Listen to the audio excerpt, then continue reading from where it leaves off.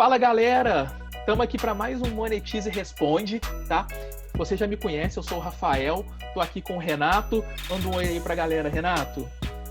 E aí galera, salve, tudo bem? Sejam bem-vindos a mais um Monetize Responde. Boa! E hoje a gente vai falar sobre um tema que ele é muito extenso, então talvez aí a gente vai dividir o vídeo aí em duas partes, tá? Porque é um assunto que a gente falou bastante, que é sobre produção de conteúdo, tá? Então hoje você fica aqui com a parte 1 e na próxima semana fica ligado aí no nosso canal que vem a parte 2, beleza? Então roda a vinhetinha aí.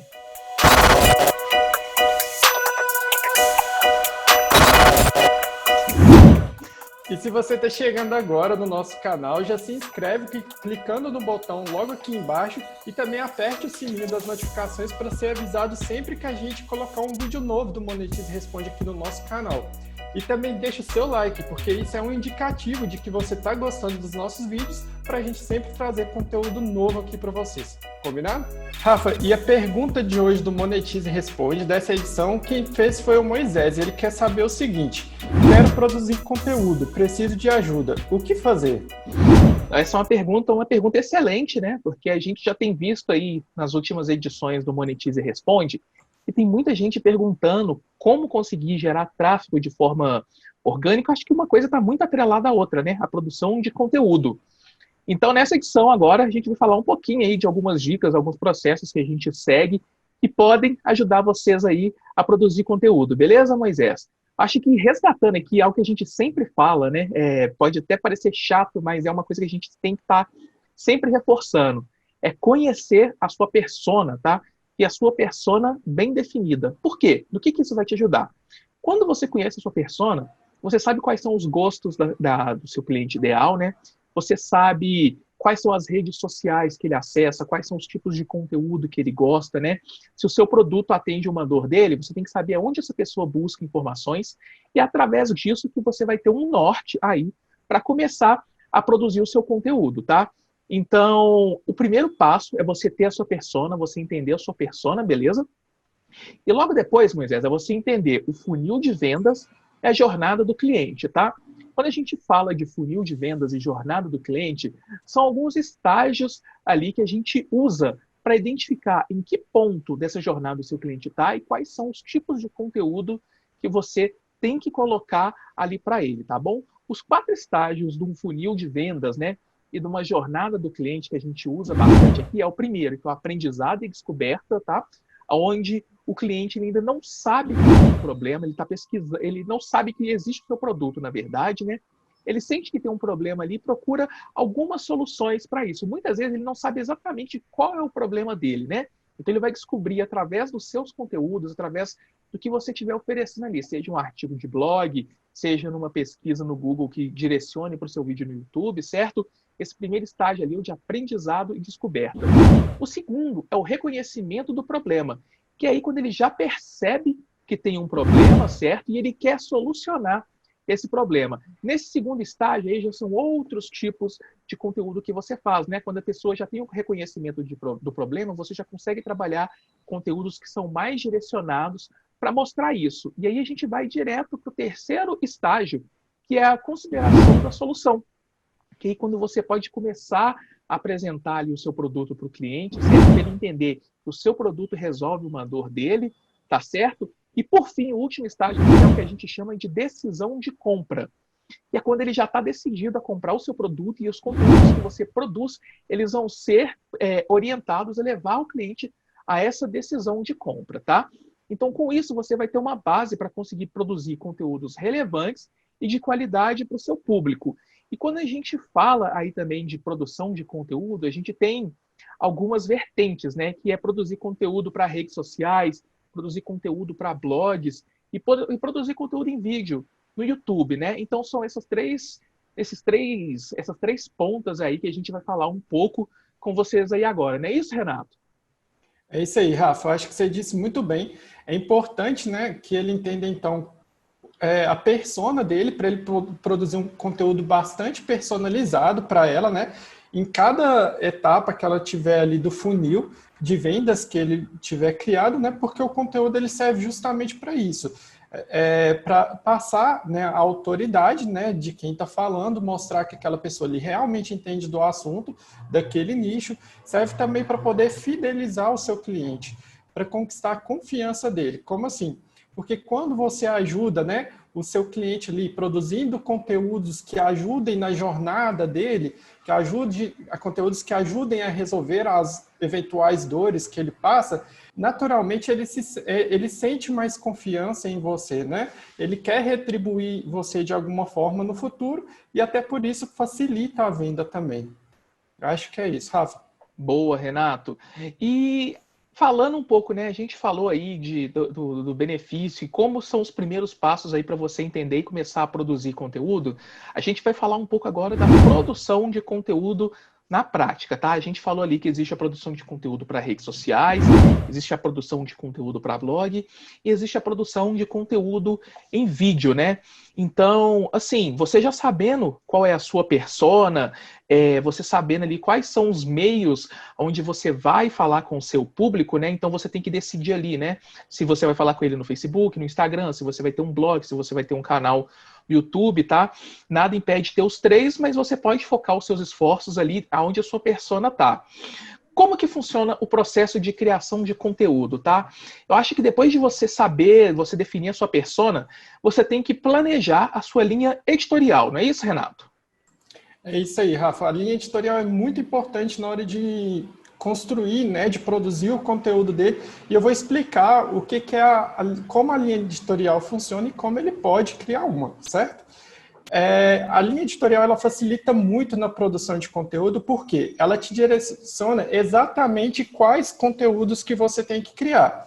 Por exemplo, depois de você ter definido uma frequência de quantas vezes você vai postar aquele conteúdo, os seus conteúdos em determinado canal, por exemplo, se você define que você vai postar o seu conteúdo 5 dias ali no Instagram, é importante que para cada um desses dias você tenha um tema específico sobre qual você vai falar.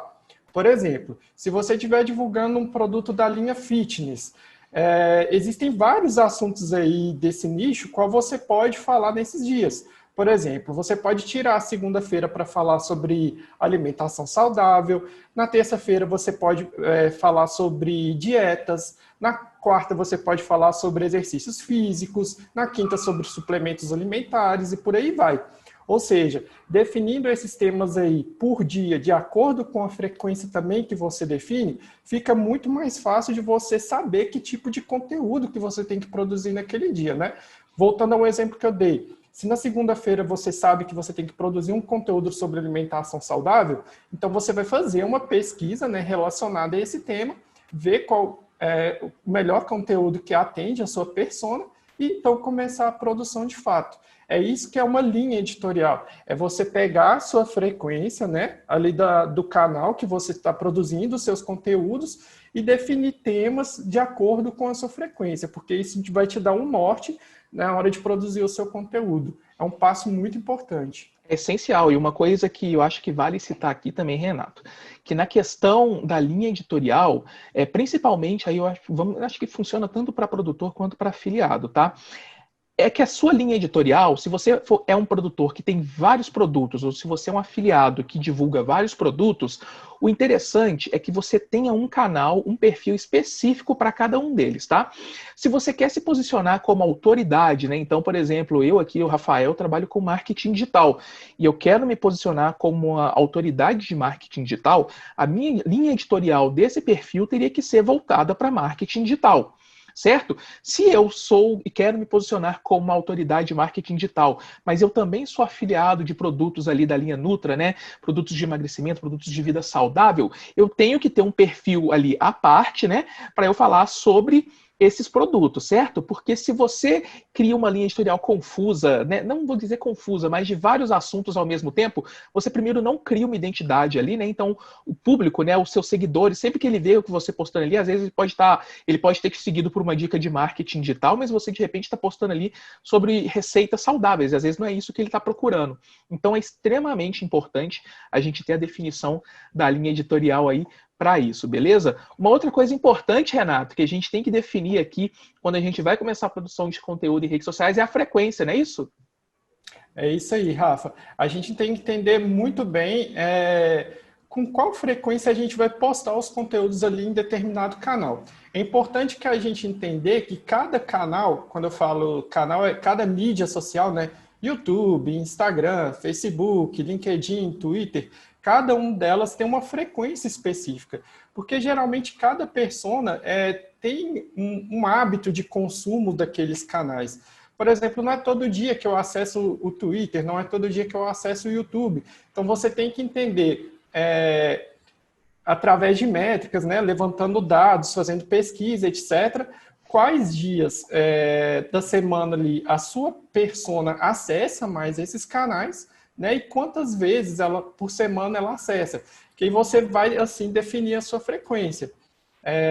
Por exemplo, se você detecta na sua pesquisa que a sua persona tem o costume de acessar o Instagram nas quartas, sexta-feiras e sábados, então é exatamente nesses dias que você tem que produzir conteúdo. A frequência ela é muito importante, né, Rafa? Porque ela educa ali, né, o usuário, a audiência. Quando você tem uma frequência muito bem definida, ela sabe que exatamente naqueles dias ali vai ter conteúdo novo para ela poder consumir. Por exemplo, aqui no Monetize Responde, vocês já sabem que toda sexta-feira tem vídeo novo aqui no nosso canal, né? É porque a gente definiu que esse é um bom dia, né, para entregar os vídeos para a nossa audiência. Então, por isso, toda sexta-feira vocês já estão acostumados a vir até aqui no YouTube e assistir os nossos vídeos do Monetize Responde. Então, por isso que é muito bom definir a frequência, principalmente para educar a audiência e para ela saber quando vai ter conteúdo seu novo disponível para ela. Não é, Rafa? Exatamente. E a frequência, ela tem que ser uma coisa que você define e você tem que seguir essa frequência, né? Como o Renato bem disse aí. Se a gente definiu que é sexta, toda sexta a gente vai postar um vídeo. Se você definiu que você vai postar segunda, quarta e sexta, toda segunda, quarta e sexta você posta o seu conteúdo, porque as pessoas vão estar esperando por isso, certo? Você, a princípio, pode, aí, com base nos estudos da sua persona, definir a sua frequência, mas nada te impede de ajustar isso ao longo do caminho, tá? Todas as redes sociais aí, né, vamos focar em duas principais aí que hoje a gente usa muito, que é o Facebook e o Instagram. Você consegue ver nos analytics ali dela, né, nos dados das suas páginas, você consegue ver quais são os dias da semana e quais são os horários que você tem mais pico de acesso ali, tá? Você consegue ver isso no Analytics, no Google Analytics do seu blog, né, no Analytics do seu canal do YouTube, quais são ali os dias da semana que você tem mais acesso e quais são os horários. Então, com base nisso ali, você consegue ver se o seu conteúdo publicado na segunda, ele está tendo mais visualizações na terça e na quarta, então você pode mudar ali para terça e para quarta, onde você vai ter um retorno maior e um engajamento maior, tá? E essa dica, ela não é só para gente entender aí a questão da frequência. A questão de analisar as métricas, ela é fundamental para a gente ver o que está funcionando no seu conteúdo, tá? No Instagram, no Facebook, no Google, você consegue ver ali, no Instagram e no Facebook, principalmente, ali você consegue ver se os conteúdos que estão mais engajando são aqueles que são de fotos, que são de vídeos, ou que são, no caso do Facebook e do Instagram, foto e vídeo dá para postar nos dois, né? No Facebook você consegue fazer postagem só de texto, você consegue ver isso, mas principalmente no Facebook ali você consegue ver se os posts de foto, essa divisão, né? Posts de imagem, posts de vídeo e posts de texto, quais deles estão gerando mais engajamento. No Instagram você consegue ter ali, né, quais são os seus conteúdos que estão tendo mais engajamento. E aí esse engajamento você consegue medir por curtidas, por alcance, né?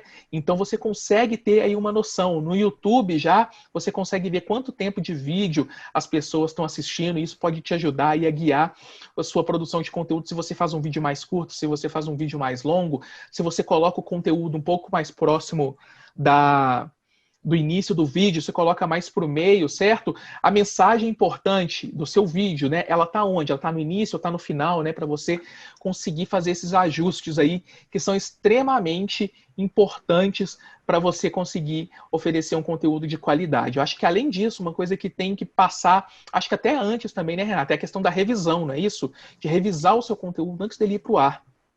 É isso aí, Rafa. Eu acho que é muito importante isso que você falou sobre as métricas, só acrescentando aqui um ponto antes de entrar na revisão, é porque sem métricas a gente não consegue gerenciar, né, aquilo que a gente está trabalhando. Já dizia aquela frase aí que é um clichê no mercado aí de negócios, etc. Então, é importante a gente ter essas métricas aí para direcionar o caminho que a gente deve seguir. Uma das vantagens, né, de se trabalhar com o mercado digital é justamente isso. A gente consegue detectar de forma rápida o que está dando certo e o que está dando errado e também agir de forma rápida. Se, por exemplo, eu ver que os meus e-mails na minha campanha de e-mail marketing não estão tendo uma taxa de abertura tão boa, por exemplo, é hora de eu pensar, opa, eu posso alterar aqui o assunto do meu e-mail, fazer um texto mais chamativo, que isso de repente pode, né, aumentar a taxa de abertura e aumentar, consequentemente, as minhas conversões. Então, isso é muito importante, você saber que tem conteúdo, tem métrica sim. Importante entender também que cada canal tem uma métrica diferente, né? Então, Exato. Isso é muito importante. Agora, Rafa, falando sobre a revisão, é muito importante também, né, que todo o conteúdo ali, depois de ser produzido, de ser escrito, roteirizado, enfim, é importante também que você revise o seu conteúdo, né? Você detectar ali erros de português, erros de ortografia, gramática, enfim. Também revisar erros ali que talvez você tenha escrito alguma coisa que não faça em tanto sentido ali para o conteúdo que você está escrevendo, algum erro técnico. É importante você detectar isso também, fazer uma pesquisa.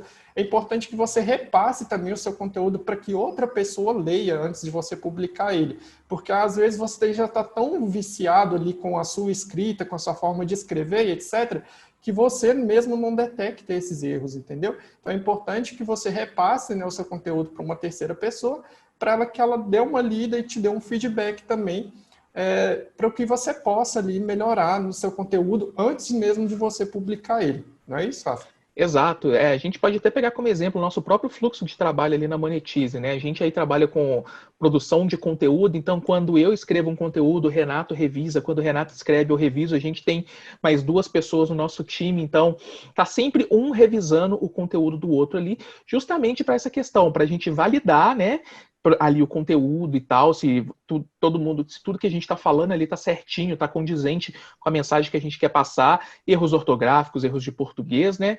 Então, revisar é um fator muito importante ali na sua produção de conteúdo, tá? Acho que uma outra coisa que é muito interessante também para guiar a sua produção de conteúdo é você estar sempre estudando a concorrência, tá? Então, o que os outros influenciadores, o que as outras autoridades ali do seu nicho, o que eles estão falando, o que você pode trazer desse mesmo assunto e falar com a sua autoridade, com o seu conhecimento sobre ele. Eu acho que isso é algo que é muito importante, que ajuda você a ter ali uma temperatura do que o mercado está falando e do que você está falando, né? E ajuda você a ter insights também, né, na sua produção de conteúdo. Tem mais alguma coisa aí que você queira acrescentar, Renato? Eu acho que é isso, Rafa. Eu acho que é importante, sim, ele entender a concorrência, né? Justamente para entender o que está sendo falado aí no mercado, no nicho que ele resolveu trabalhar, né? Para ter mais ou menos um direcionamento de que tipo de conteúdo ele vai produzir. E até mesmo por essa questão aí que você falou em relação a ter os insights.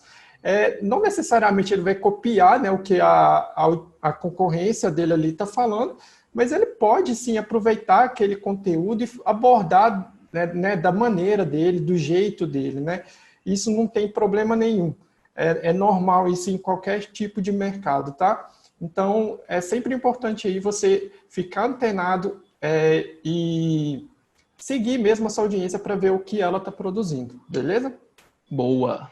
A gente falou aí um pouco sobre o trabalho, né, o processo aí de criação de conteúdo, mas algo que é essencial para quem trabalha com produção de conteúdo, quem quer produzir conteúdo, é a otimização.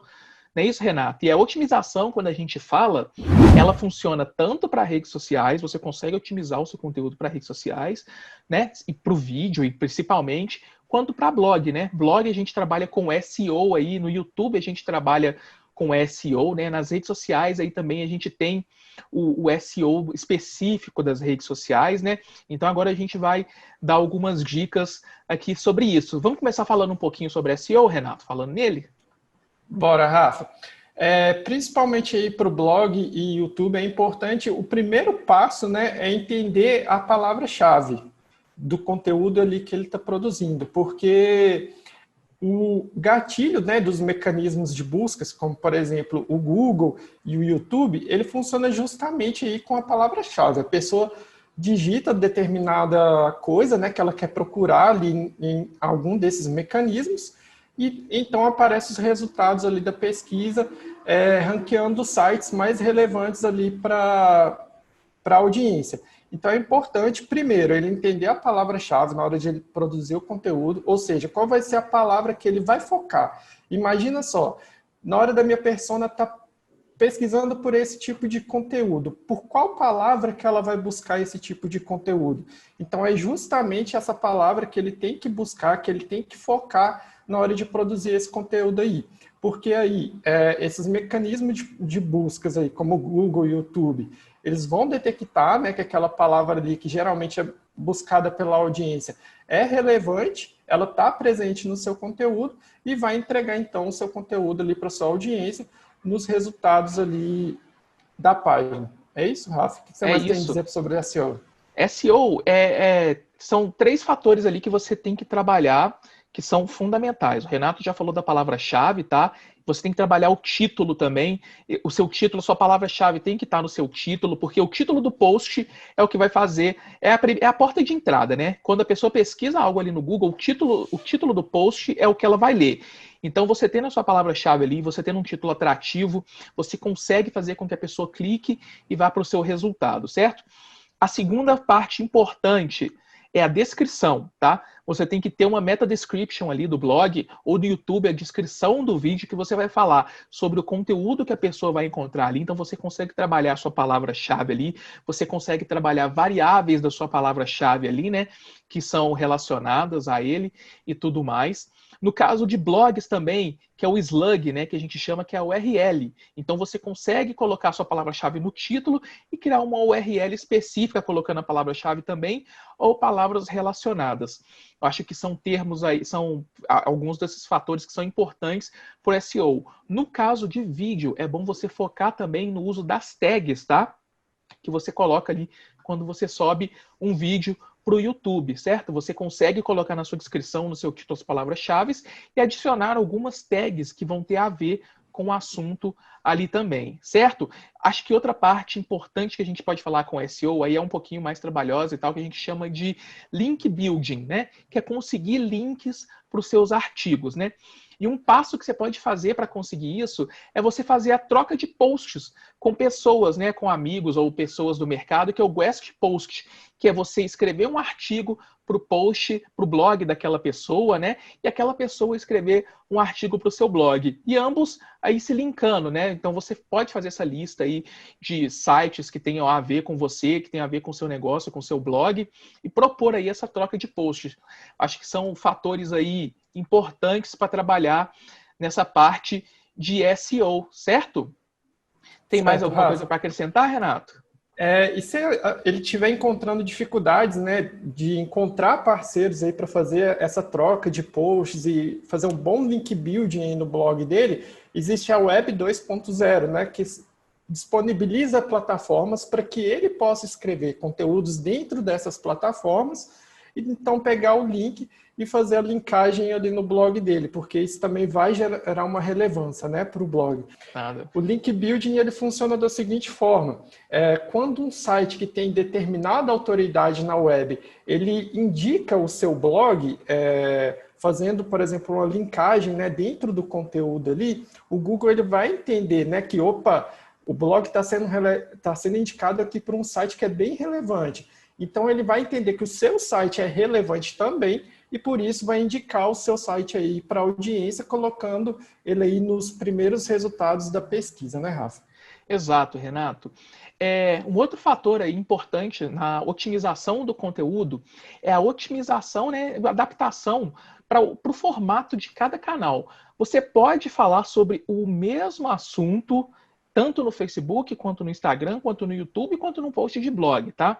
Nada te impede de falar sobre esse exato mesmo assunto. Só que o importante é você respeitar o formato e as características de cada uma dessas redes. Não é isso, Renato? Como que a pessoa pode trabalhar essa questão da adaptação do conteúdo?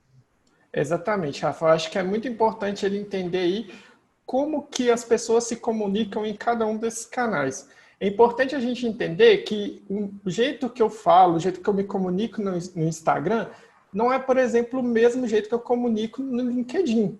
Eu acho que cada uma dessas redes aí tem as suas características próprias. Então, é primeiro entender, né, qual é a característica de cada uma dessas redes, e um segundo passo seria definir o tom de voz. O tom de voz ele funciona basicamente da seguinte forma.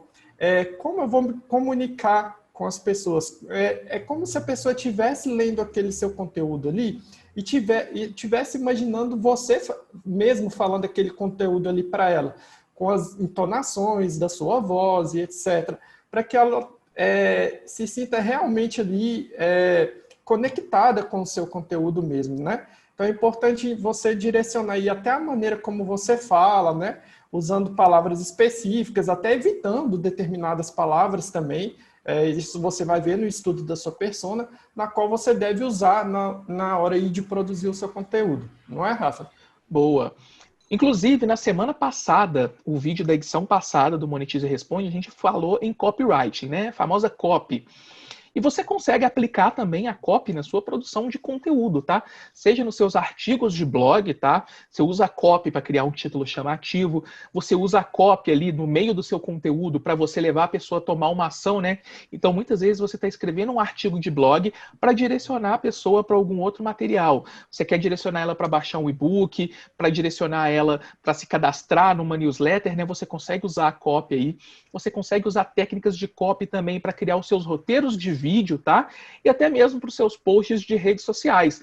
Lembrando aí que post de redes sociais você consegue criar um funilzinho aí com o objetivo de cada um. Hoje a gente trabalhando aí no Instagram, né, onde a gente vê um crescimento muito grande, a gente consegue trabalhar copy, se você quer que esse conteúdo, que se ele seja salvo pela pessoa, para ela ler mais tarde, se você quer que esse conteúdo ele seja só curtido e comentado, se você quer que esse conteúdo seja compartilhado, então aí você consegue usar a copy para você levar a pessoa a tomar essa ação esperada por você. Não é isso, Renato? O que mais em relação à copy a gente consegue aplicar aí na produção de conteúdo? É isso aí, Rafa. Eu acho que você disse muito bem. A gente pode usar vários recursos aí do copyright, né, para aplicar na produção de conteúdo também. Muita gente acha que copyright ela só serve para produzir conteúdo de venda, mas não é. Ela pode servir também para produzir conteúdo ali que a gente vai educar, que a gente vai resolver dores, né, da nossa audiência.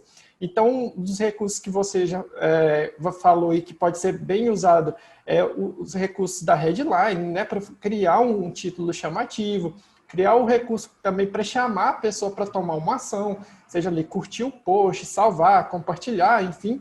E um recurso muito importante do copywriting também que a gente pode utilizar na hora de produzir conteúdo é o storytelling, né? O storytelling, né, ele é você contar uma história ali através do seu conteúdo, né? Quando você faz esse tipo de conteúdo contando uma história, você cria uma conexão muito maior ali com a sua audiência e retém ela ali na leitura do seu conteúdo ou assistindo mesmo, né? Ela vai ficar mais tempo ali assistindo o seu conteúdo, não vai parar na metade. Então é muito importante você utilizar esse recurso também para gerar esse tipo de conexão e gerar esse tipo de retenção também ali na hora que ela estiver assistindo ou lendo o seu conteúdo, né?